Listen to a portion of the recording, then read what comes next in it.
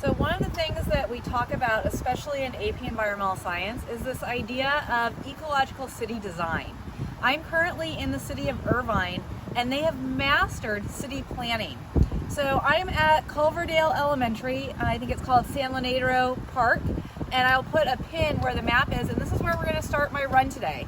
So that's why the hair is up in a bun and it's all wild and I'm not in so much dress code. But I'm gonna run a trail that has been designed by Irvine.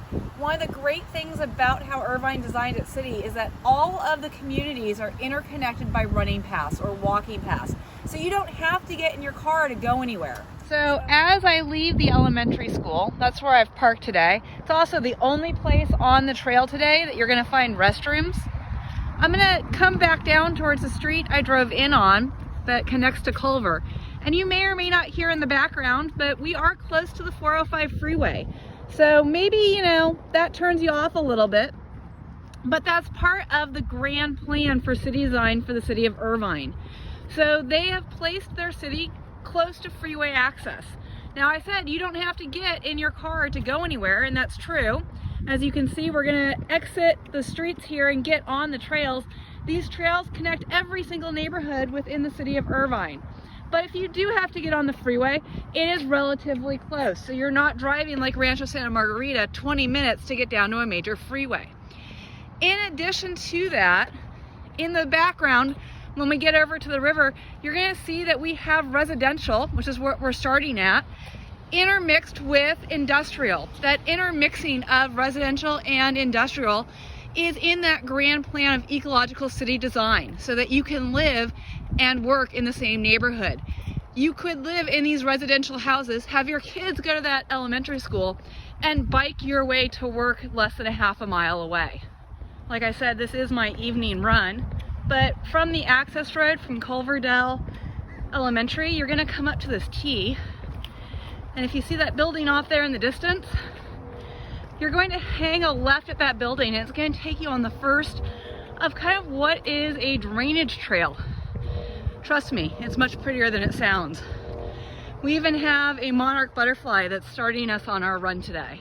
What you're seeing here is that approach trail. So over here on the side, we have a drainage culvert, and this is the trail that's going to come up to the main trail that is a major passageway for all of the city of Irvine.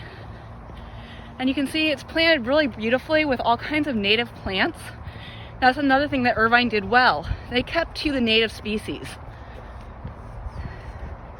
All right, as we get to the end of the approach trail here, we kind of dead end into the freeway. And you have two choices. You can continue to the right to the San Diego Creek Trail, which is the way I'm going, over here. Or if you were to continue down this way to the left, that parallels the freeway all the way down to Sand Canyon. But that's not as pretty, so we're gonna come over here to the right and go to the San Diego Creek Trail. What I'm on now is called the Freeway Trail. I bet you can never guess why they call it the Freeway Trail. Now, before you get discouraged, we are only on the Freeway Trail for maybe a quarter of a mile. It's actually kind of fun when the traffic's bad and you're running faster than the cars are moving. We're at the junction of the San Diego Creek Trail, and now's when you want to open your eyes and look for birds. Not a lot down here yet, but when we were here last week, this was just full of interesting ocean birds. When we get further up the trail, I'll show you some of them. If you were continued down to your right and follow this trail, you're gonna go by UCI's kind of research area and then all the way out to the ocean, kind of on the Newport coast. As you can see, we are now in what is considered downtown Irvine, and these are all of the workplaces that you could ride your bike from the neighborhood we were in. This trail goes all the way up to the hillside towards Portola Avenue, believe it or not, and you could run this all the way down if you wanted. All right, guys, I found the birds. They're all a little bit further today, kind of by the underpass. All of these white birds are kind of relatives of the big egret that you see. And I don't know if you can see it on your camera, but in real life, I've got about 5 or 6 within my frame. So maybe freeze this video and see if you can spot them. They're all in here foraging for whatever little fish are in there, whatever insect larvae are in there. This is like a smorgasbord for these birds. Don't make my mistake, guys. We got lazy, and instead of going under the road, we thought, oh, we'll just go up on top. We can get across.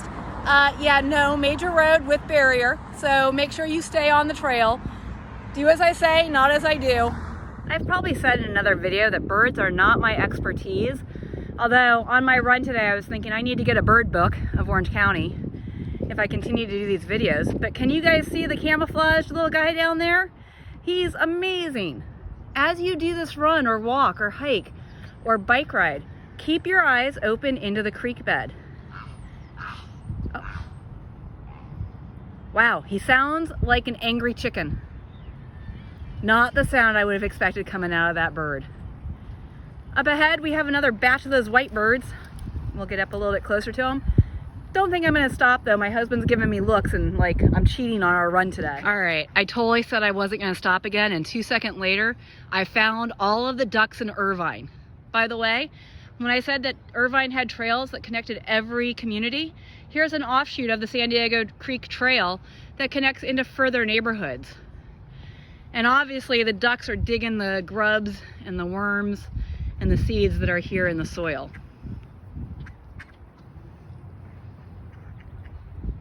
You guys know the way to tell the difference between a male duck and a female duck? The females are the drab ones because they have to hide their babies. They have to hide their eggs. The male guys are going to have bright colors on them because they got to show off and attract those females. The brighter colored they are, the harder it is to survive because that iridescence is like a flash to a coyote that says, hey, come eat me. And the female's going, dude, if he can survive that, he must be some pretty good husband material, at least for a season. All right, guys, if you wanted to avoid the approach trail that I did to get out onto the San Diego Creek Trail, this is actually Irvine City Hall that I'm standing next to, right here by Irvine Civic Court. This would be another place that you could come close to, park, and then enter the trail. While I'm taking a quick breather, this is my turnaround spot. I normally don't do out and backs. I'm not a big fan of them, but the alternative would be to road run. That's Alton right in front of me. And if I can run on this beautiful creek, why would I road run? While we're here, what I do want to talk to you about is what this creek looks like. When LA was first built, we took creeks like this that are natural water-fed creeks and we turned them into concrete rivers. We did that because our cities are not designed to absorb the water that comes in during big rainstorms. So we need a way to get it out to the ocean quickly. Now that is a little bit of an oxymoron in a city that is constantly in drought, but that's what we have to do to prevent our cities from flooding. It's the makeup of our soil does not allow for great absorption of water. So we need to get any water away from our cities quickly so we don't have flooding. What cities like Irvine have done is they've left the really steep embankments that they have built up with the rock, but then they have allowed the bottom of the river to remain natural. This does both things. It allows the water to flow quickly out to the ocean, but it also allows for some of the natural ecosystem that would have existed within this creek. In addition to our native species, we have a lot of, they're technically invasive species, but they're species that have come to visit, found out that this is a pretty cool place to live. What you're looking at are 2 Egyptian geese, and then in the middle, if you can see him, is baby. He's waddling out between his parents. Egyptian geese and regular geese actually have a good amount of parental care, as do your ducks. All right, guys, I'm on my way back. I'm just following the same route out that I followed in. So I'm only gonna stop this one last time for you. Here's your last cool bird. That is, unless we see another one. The hawk that is on the picture that shows the slide, that was taken down by the 405 freeway right on one of the light posts. So unless we see him again, we're gonna leave it here with this awesome white bird out here fishing on this glorious night. Don't forget to follow all of the CDC rules when you come out to hike. Don't forget to come with a buddy, and don't forget to let someone know where you're going.